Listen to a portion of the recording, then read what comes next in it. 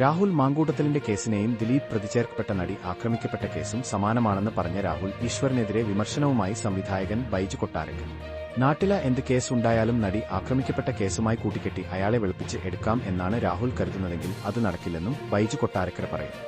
അമൃതാനന്ദമയ്ക്ക് സംസ്ഥാന സർക്കാർ നൽകിയ ആദരവും സാംസ്കാരിക വകുപ്പ് മന്ത്രി സജി ചെറിയാന്റെ സ്നേഹാലിംഗനവും വിവാദത്തിൽ. അമൃതാനന്ദമയി ഐക്യരാഷ്ട്രസഭയുടെ ജനറൽ അസംബ്ലിയിൽ മലയാളത്തിൽ പ്രസംഗിച്ചതിന്റെ രജത ജൂബിലി ആഘോഷത്തിലാണ് സർക്കാരിന്റെ ആദരം. നിന്ന് ബിജെപിക്ക് ലഭിച്ച ആദ്യ ലോക്സഭാ അംഗമാണ് നടൻ സുരേഷ് ഗോപി. സംസ്ഥാനത്തിനുള്ള പരിഗണന എന്ന നിലയിൽ അദ്ദേഹത്തിന് കേന്ദ്രമന്ത്രി പദം ലഭിക്കുകയും ചെയ്തു. തൃശൂരിൽ അദ്ദേഹം ചെയ്യുന്ന പല കാര്യങ്ങളും വിവാദമാണ്.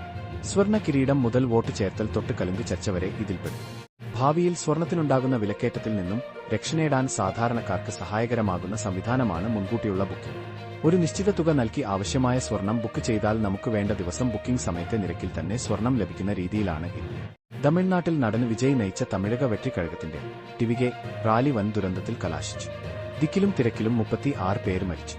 മരണസംഖ്യ ഉയരുമെന്നാണ് സൂചന. നിരവധി പേർ തിക്കിലും തിരക്കിലും കുഴഞ്ഞു വീണു. 12 പേരുടെ നില അതീവ ഗുരുതരമാണ്. മരിച്ചവരിൽ 6 കുട്ടികളും 10 സ്ത്രീകളും 9 പുരുഷന്മാരും ഉൾപ്പെടുന്നതായാണ് റിപ്പോർട്ട്. വിജയുടെ കരൂർ റാലിയിലാണ് രാജ്യത്തെ ഞെട്ടിച്ച സംഭവമുണ്ടായത്.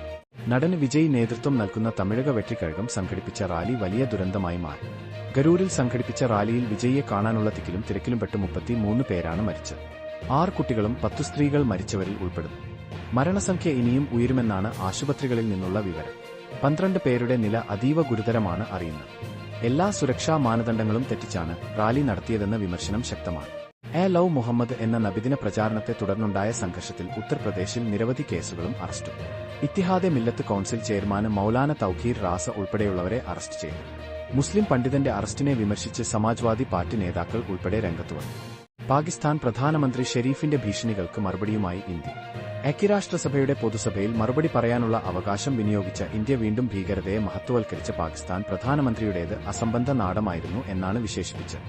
ഇന്ത്യൻ നയതന്ത്രജ്ഞ പെറ്റൽ ഗഹ്ലോട്ടാണ് UN പൊതുസഭയിൽ പാകിസ്ഥാന് മറുപടി നൽകിയത്.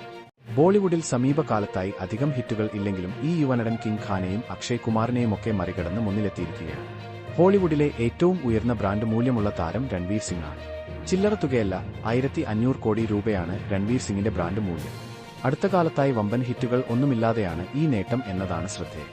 തിരുവോണം ബമ്പർ നറുക്കെടുപ്പ് ഒരാഴ്ച കൂടി നീട്ടിയിരിക്കുകയാണ് സർക്കാർ. ഒക്ടോബർ 4-നാണ് 25 കോടിയുടെ ഭാഗ്യശാലിയെ അറിയാൻ സാധിക്കും. 2 വർഷം മുമ്പ് ബമ്പറടിച്ച തിരുവനന്തപുരത്തെ അനൂപിന്റെ പ്രതികരണങ്ങൾ എടുക്കുന്ന തിരക്കിലാണ് മാധ്യമങ്ങൾ. 1ാം സമ്മാനക്കാരൻ എത്ര രൂപ കയ്യിൽ കിട്ടും, എത്ര രൂപ നികുതി കൊടുക്കണം തുടങ്ങിയ ചർച്ചകളും സജീവമാണ്.